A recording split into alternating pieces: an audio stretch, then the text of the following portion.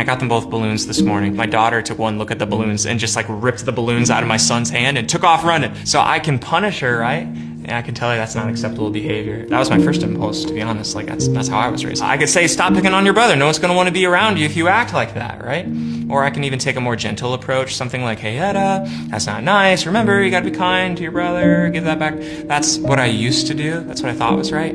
But I realized that all these approaches kind of have the same big problem. Something that my wife has actually modeled for me over time is a totally different skill, and it's to slow down and to start with, hey, what's going on? What are you feeling?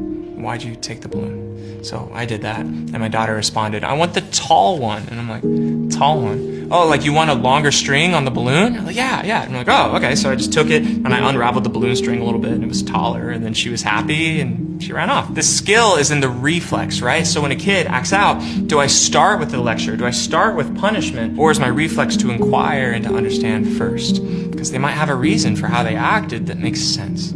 Yes, this is some horrific parenting advice to be sending out to the internet. Having a reason for an action doesn't make it inherently moral. Everyone has reasons for everything they do. The worst people that have ever existed had reasons for the worst things they ever did. Teaching your daughter, well, okay, as long as you had a reason to take that balloon violently out of your brother's hands, you're good. Go have fun, kiddo.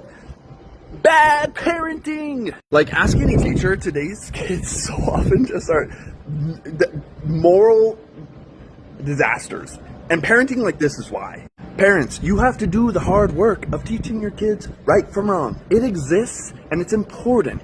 Now, you can gentle parent, you can gently correct and try to understand the root emotions and help them to understand their own impulses and how to respond and control them. Yes, good parenting.